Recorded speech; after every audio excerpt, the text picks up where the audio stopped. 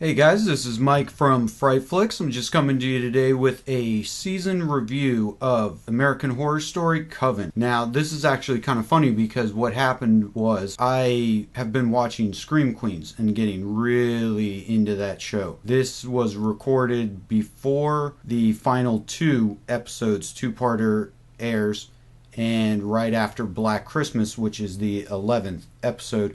And like I said, been really into the show and wanted to kind of like take a break from all that, cleanse my palate of Ryan Murphy and Emma Roberts.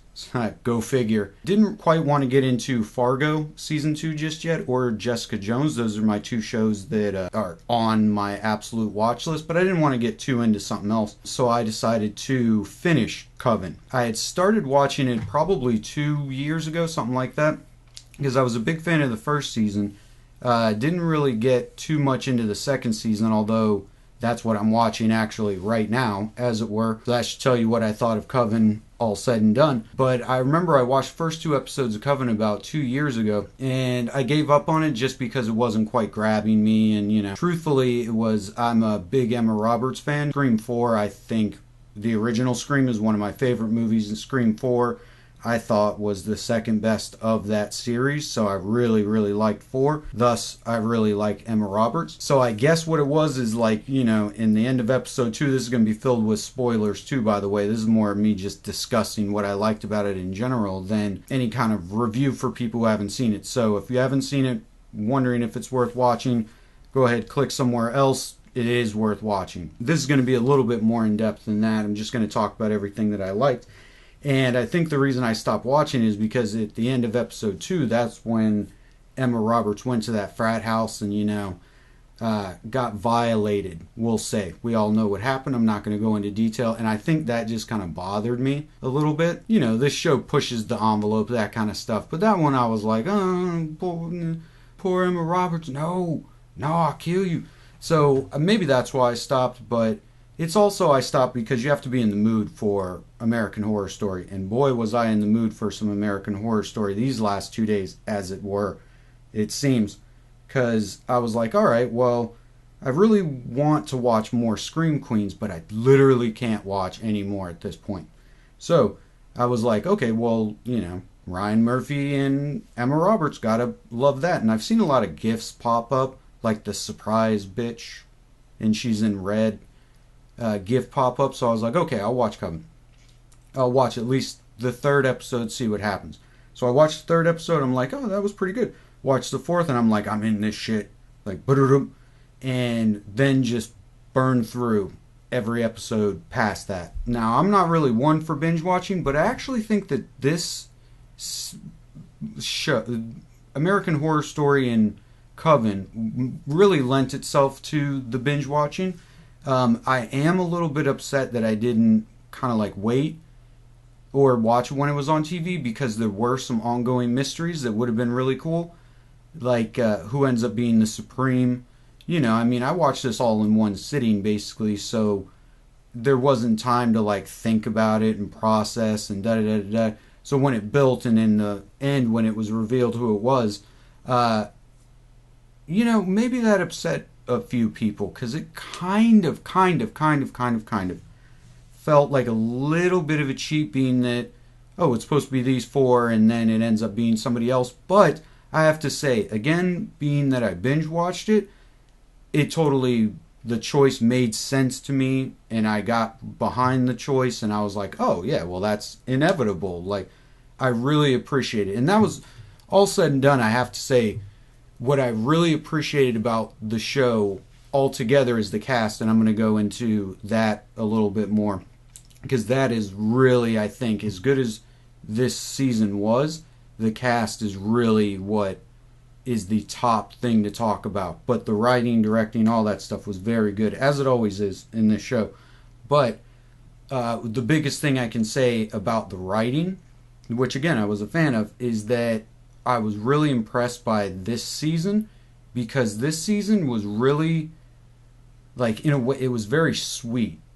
It still had all of the nastiness, all of the boundary pushing and obscene and amoral stuff that you would expect from American Horror Story. But in the end, it's actually a pretty positive story, you know? And I really appreciated that. Like, as the last episode starts to come to an end, you know, there's this one part where Sarah Rollerson Paulson, I think. Actually, let me check that real quick. I think it's Sarah Paulson. I need to say her name. Yeah, Sarah Paulson, who I really liked in this season. I thought she did a really good job in a, count all of her countless ups and downs. But anyway, so she's taken over and everything's going really well. And I was like, oh, this is cool. Like, American Horror Story is finally going to end on a positive note, you know, give everyone alive a happy ending. And, but I also knew, because we didn't see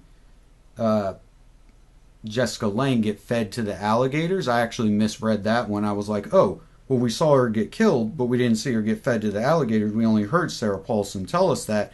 I bet Sarah Paulson is, you know, knows where her body is and will resurrect her and, you know, keep her mom along with, or something like that.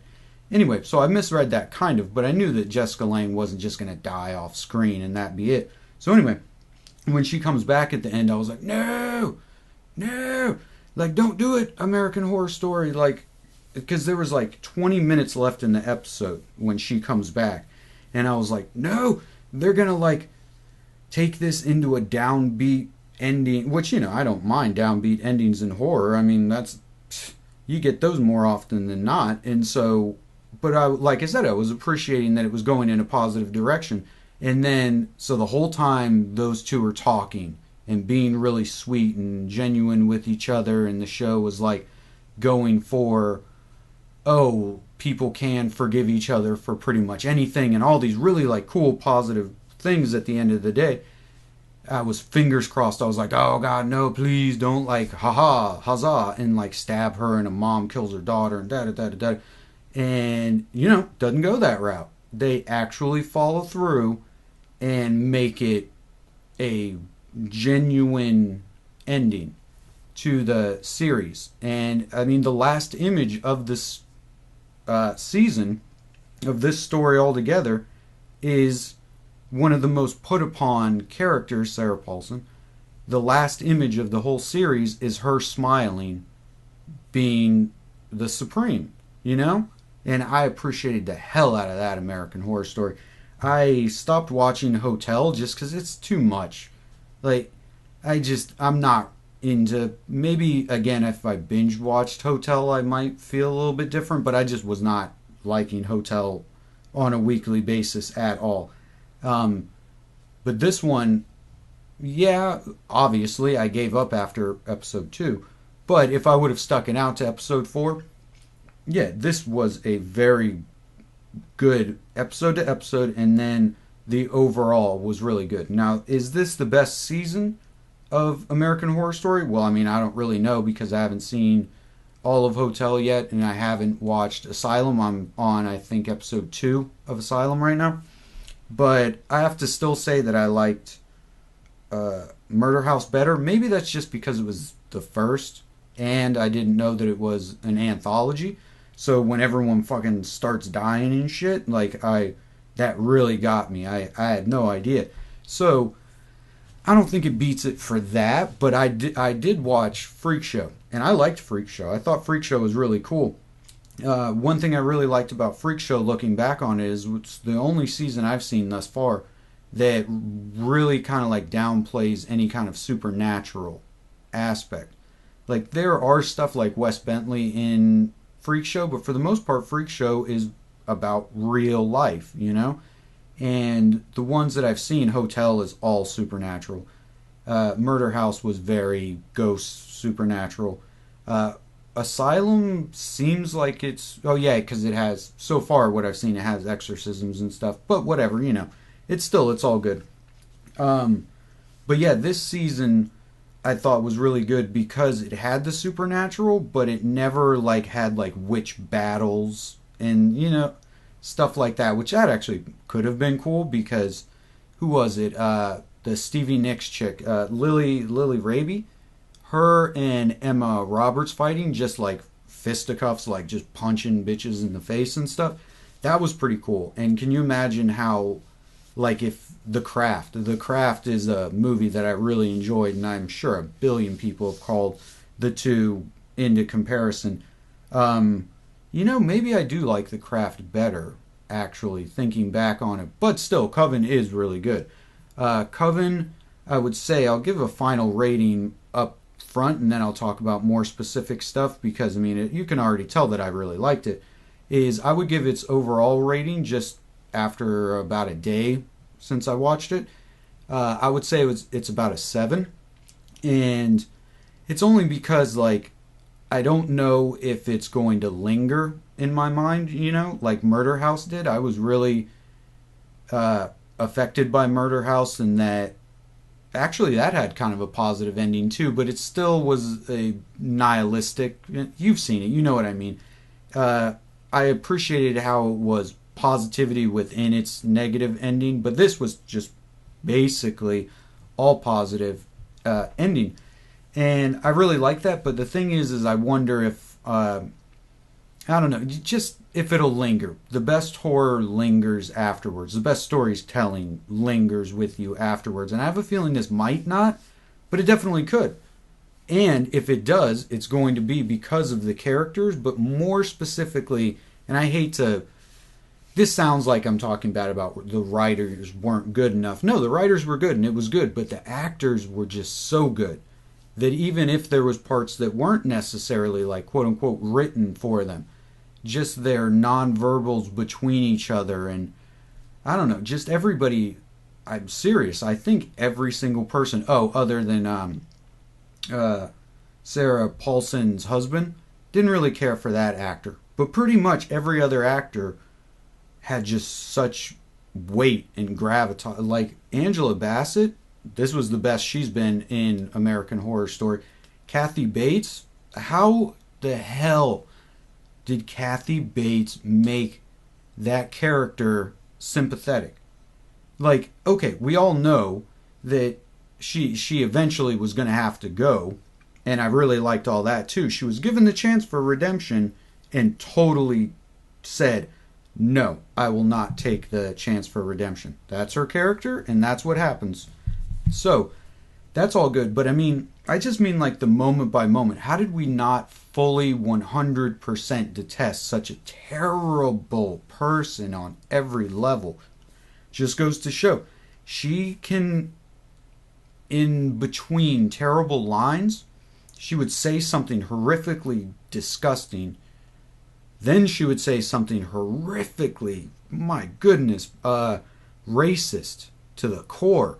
But in between those two lines, Kathy Bates would let her face shift, where it's almost like she's second guessing if she really feels this way and if she should project this strength and this anger and everybody was so good. But Kathy Bates, Angela Bassett, yeah, I'd have to say those were those were the ones who really led the pack. They're just so good. And Lily Rabe, who's a mainstay in this series, and Sarah Paulson, they're both really good, but they're kind of I'm not even gonna, because anything I say is gonna seem like it's being mean, and I don't mean it to be mean. I'm just saying when you're up against these titans of actresses, it can be a little difficult. One thing I would have to complain about, though, and this is totally personal, is that Emma Roberts, wasn't in the show enough. Whatever, like I said, this is a spoiler, so she dies. Jessica Lange kills her in, I think, episode 3, and she doesn't come back till 5, maybe 6. I don't know, maybe it was just 1 or 2 episodes, but that's 1 or 2 episodes too much. I was like, bring Emma Roberts back. I need Emma Roberts back. And I really liked her because, like I said, the reason I took this little break and watched it was because I enjoy American... see, there you go. I enjoy Scream Queen so much, and it was really cool because it was basically her playing Chanel again. And so I got to see Chanel just as a witch in another situation, so that was really cool. But as you can imagine, what I didn't like in the end is that she had to die. Okay, so the thing is, she dies because what, she was morally corrupt or something. I mean, I get it, but I don't fully buy it because, I mean, everybody was corruptible in this. And I don't, whatever. That's totally personal, and that only shows how much a show can really, like, get to you, that you're like, no, like, kill that person and not this person. It's like, they're fake, you know? And they're writer, quote-unquote, writer reasons for doing these things, whatever. But still, I was like, no, Emma Roberts, come back. So that was one of the things that bothered me. One thing that I really do want to point out, too, as far as actors go, is I actually have to look up her name because I always get it confused with somebody else. It's Frances Conroy. Frances Conroy as Myrtle Snow. What an awesome name. See, there's great names. Cordelia Fox, Zoe Benson, that one's not so great. Myrtle Snow, that one's not so great. Misty Day, she was hippie-ish, so that makes sense. Fiona Good. Anyway, so I guess Myrtle Snow is by far the best name on there. But anyway, I really liked her, like how she looked like if Pennywise was a female. Pennywise the Dancing Clown was a female, which if you've read it, I'm not going to spoil the book It for anybody here, but you know I'm half joking when I say the female version of Pennywise. But anyway, I really liked her flamboyant, just that red hair. And she would wear yellow fucking gloves, and I loved playing that weird-ass instrument. She was really cool. I liked her a lot. And I liked the... Okay, here's another slight criticism of the writing of the show. Not a big one, but it's a thing. Is there aren't that many arcs. There's a lot of like episode-to-episode arcs and stuff, but basically Sarah Paulson starts as a good person, as the best person, and ends as the best person. Zoe starts as kind of like the goodish, the good girl, and has a few, like one basically thing, but she ends, everybody kind of like ends where they began, you know? And Myrtle Snow, awesome name. Myrtle Snow is the, off the top of my head, the only character other than Sarah Paulson's husband, who that was one of my favorite moments of the series, where he just comes in blasting at the voodoo shop. He's one of the few people, she's one that ends different than she began. She seems like she's a really big, like, kind of villain, and then she ends up being, you know, the most helpful one, which, I mean, makes sense because the whole Fiona relationship. But, you know, again, it's like, take Angela Bassett. Angela Bassett starts as a crazy, torturing, murderous witch and kind of ends that way, too. But Angela Bassett actually does have a pretty good arc in the way that she ends up making friends with her. And at the end, she doesn't want to have to keep torturing people. Like, it ends up being her hell to do what she enjoyed doing at the beginning. So yeah, actually she does have a really good arc too. But anyway, like I said, I enjoyed it all together. This is definitely the second best, if not the first best, whatever, season of American Horror Story. It makes me really hopeful for the end of Scream Queens, which is coming up, that, you know, they're willing to go positive in horror. Like, I'm kind of worried about Scream Queens because I'm worried it'll end on a cynical downbeat note. Like, they would much rather kill all of our favorite characters off in a joke, you know, than really, like, have Chanel or all the Chanels band together and, like, survive, or whoever survives, like, to really earn that survival, and, you know, all that stuff that we do truthfully want to see. This isn't a half-hour comedy, and I'm sorry, I'm talking about Scream Queens here for a little bit, which I won't spoil anything if you haven't seen that. But this isn't a half-hour sitcom of comedy. You know, this is a 45-minute, basically horror drama, whatever. It's not a drama, but you know what I mean? It's a dramatic series. Like, we want emotional payoff at the end of this. Enough about Scream Queen. See, I'm obsessed. That's why I had to watch this. I'm literally obsessed with this shit. But it's Coven. Back to Coven. Right. That's what I'm here to talk about today. Altogether, yes, very good. I really like the Axeman stuff. I really thought that this episode, this season, like every season of American Horror Story, really pushed TV violence to its limits. I mean, my goodness. Like, if this was a movie, it would be pushing NC-17. Like, American Horror Story Hotel would totally be NC-17.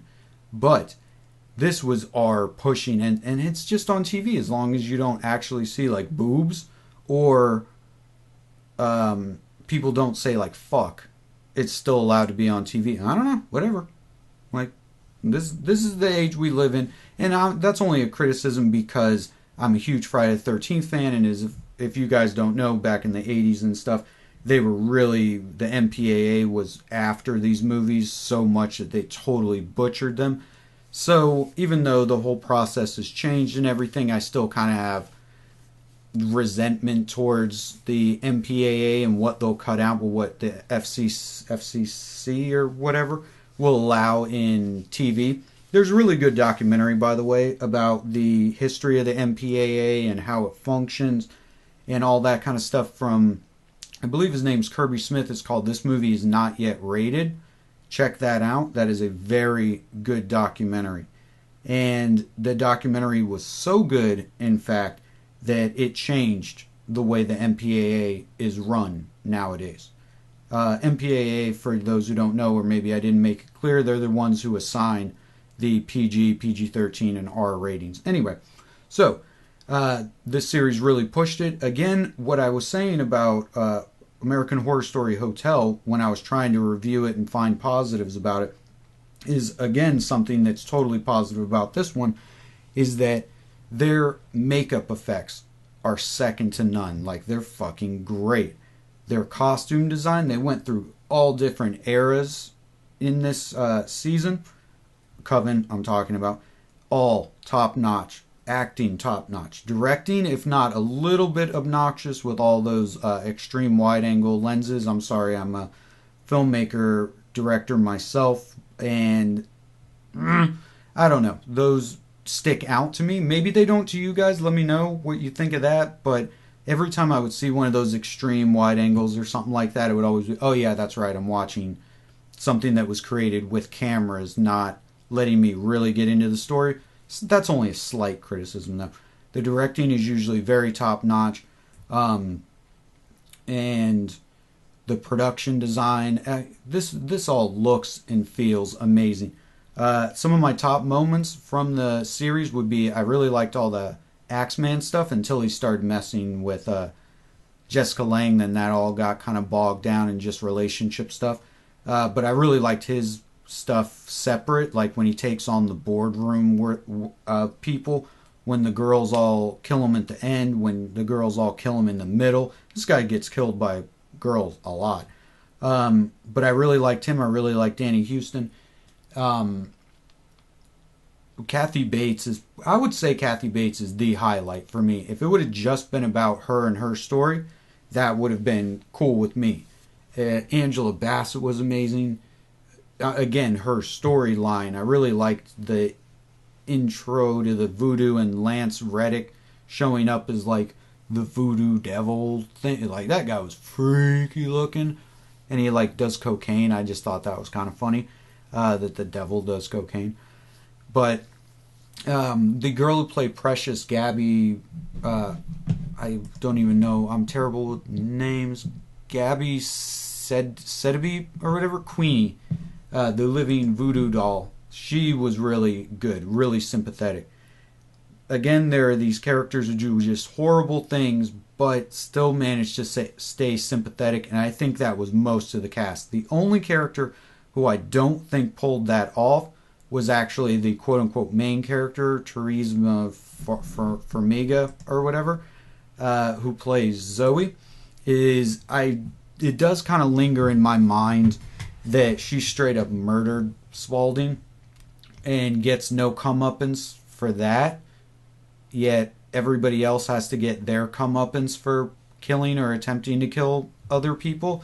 and the show just kind of forgets that she did that. But I didn't.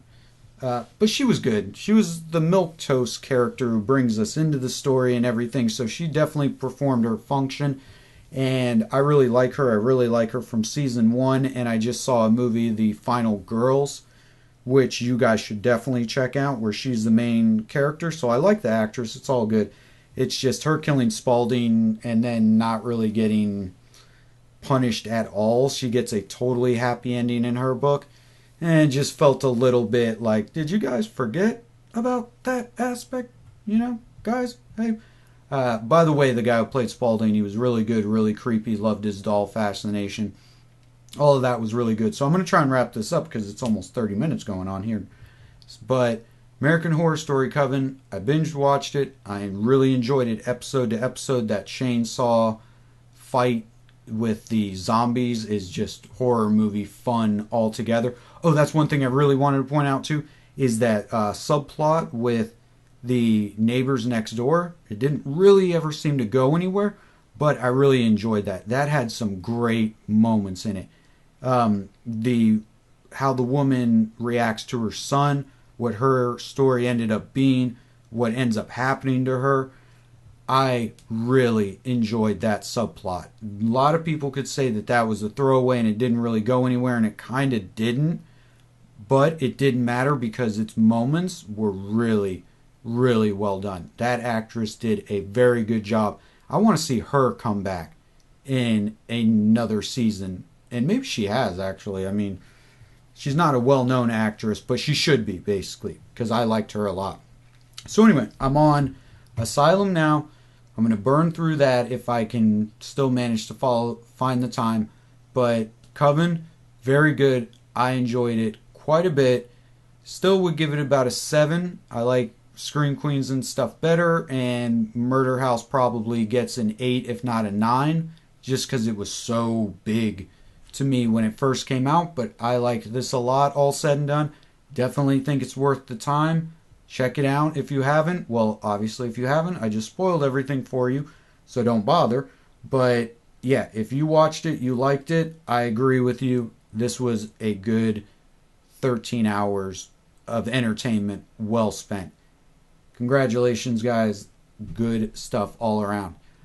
So anyway, this was Mike, and I do the Scream Queens Killer Theories here on the Fright Flicks channel. We have a whole bunch of those. We have our final killer theories up right now. And coming up, what is it, Sunday right now? Coming up on Tuesday, we finally will find out who the killer is. So make sure to tune in to our killer reactions, where we either, have to backtrack and be like, oh my God, I was so wrong. Or we get to gloat and be like, so right. Nah, we're not going to do either. Make sure you tune into that, and I'll probably do a season review of Asylum when I get through it, because I'm probably going to binge watch that one too. No episode by episode reviews on those. But anyway, alright guys, let me know if there's any other season I should check out, or if I was right or wrong in this review, in your opinion in any way. And let me know, and I will give it a watch and give it a review. See you later, guys.